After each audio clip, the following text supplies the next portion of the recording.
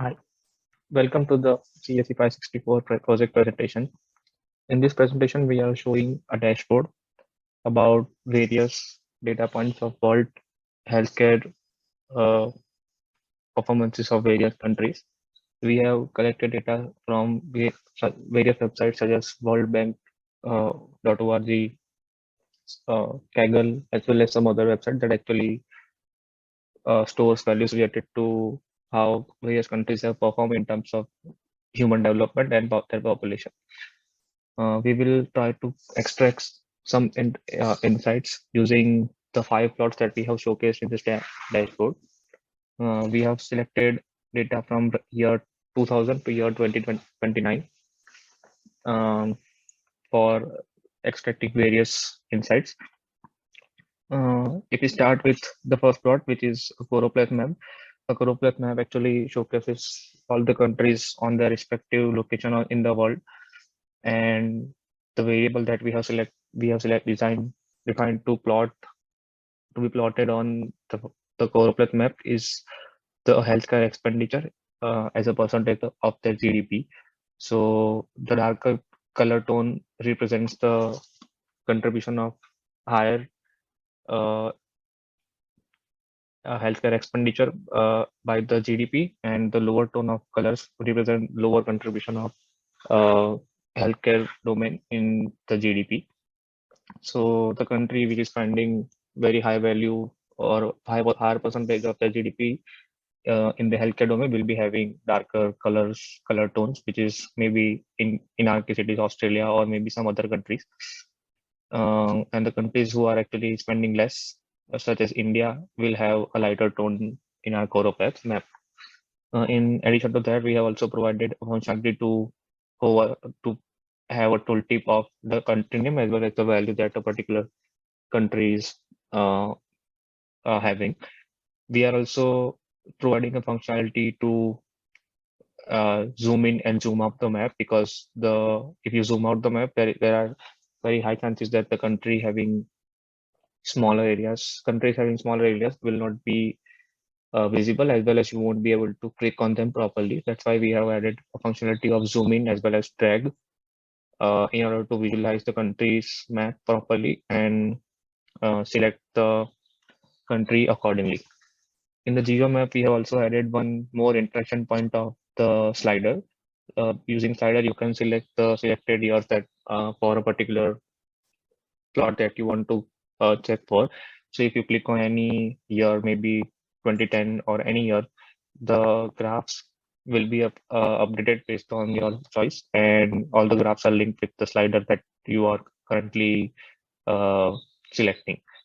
In addition to that, we are also providing a functionality to play around how the trends have been over the years. So if you click on a play button, it will start updating values of all the graphs, and you can clearly see how these countries have actually improved in terms of the healthcare expenditure as a percentage of their GDP. In the second plot that we have added is a PCB plot, which is actually showing various correlations between the variables that we have selected. So we have selected around 6 variables out of all the variables that we were having based on some calculations related to uh, correlation plot and their corresponding scatter plots. So we were able to finalize these six variables that we found relevant to each other, and we will try to extract some insight out of them as well. The third plot is a multi-line plot which showcases or compares two variables based on the selection across a time span of 2 decades. So by default, it shows a comparison of birth rate as well as mortality for a particular country that we have selected, and you can change the variable that you want to compare based using this drop-down button. In addition to that, we have also provided a functionality of brushing, wherein you can select the year, a range of the year that you want to go with, and compare the values for the selected brushed area. The fourth plot that we have is the stacked bar plot of various causes of deaths that uh, we were able to figure out using various transformations on the raw data set. and we have plotted the top.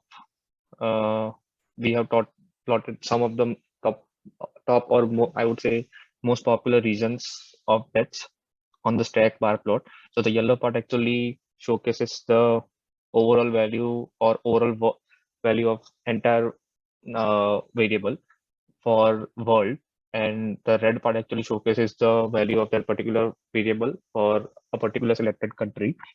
So, and if you see a tooltip, the tooltip will show you what percentage of this variable is actually contributed by a selected country. And on the x-axis, we are showing number of deaths, and the y-axis, we are showing various causes of deaths. And the last plot that we are having is a circular bar plot. The circular bar plot is actually showcasing top 30 countries based on their population. So we have sorted countries based on their population in a descending order, and we have plotted those countries in a circular form, starting with China, India, and onwards. And we are able to select various variables to compare with the uh, highly populated countries. So if you select any random variable, let's say a mortality rate, then it will update the values for this particular year, for this particular variable, for all the countries that are actually plotted in the circular bar plot.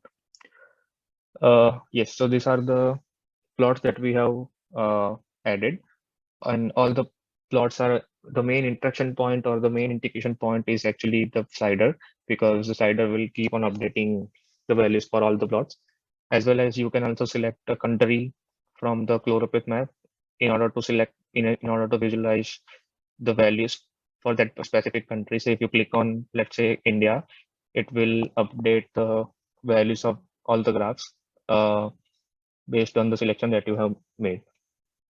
So now I would like to discuss some of the insights that we were able to figure out. Let's start with a PCB plot. So if we select any random year and try to compare, let's say, HDI index as well as healthcare expenditure, life expectancy, and maybe mortality rate as well. So we were able to clearly see a strict direct correlation of healthcare expenditure with I would say life expectancy. So if you select the higher values of life expectancy, which is actually there are the life expectancy is basically the value, or I would say a predicted age of a particular new infant or child. So if you see the countries who are actually spending higher on their health expenditure are actually having higher values of life expectancy. And if you see, if you brush the values between 70 to 80, most of the countries are actually spending very high amount of their GDP, I would say high percentage of GDP on the healthcare, because of which their life expectancy is actually higher. Similarly, if you select some lower values, you will see there are some exceptions where actually country is spending higher expenditure, higher values of health expenditure on their population. Still, the life expectancy is actually lower, because the main reason will be the mortality rate, because there are very high values of mortality rate, as well as uh, the GDP is actually very low. So people are not having maybe that much money in order to have a luxurious life and increase their overall, I would say, life expectancy. The second observation that we were having is actually HDI index. If you select higher values of HDI index, maybe let me brush it with the values that we are selecting. So if you see higher values of HDI index, most of the countries actually having higher HDI index will be having higher healthcare expenditure, because HDI is basically how the full form of the HDI is actually Human Development Index, and how the population of a particular country is developed in terms of health as well as other parameters. So if the higher value of HDI index is present, then there are very high chances that countries actually developed, such as maybe Japan, United States, etc., and they will be having higher values of life expectancy as well as very low values of mortality rate. And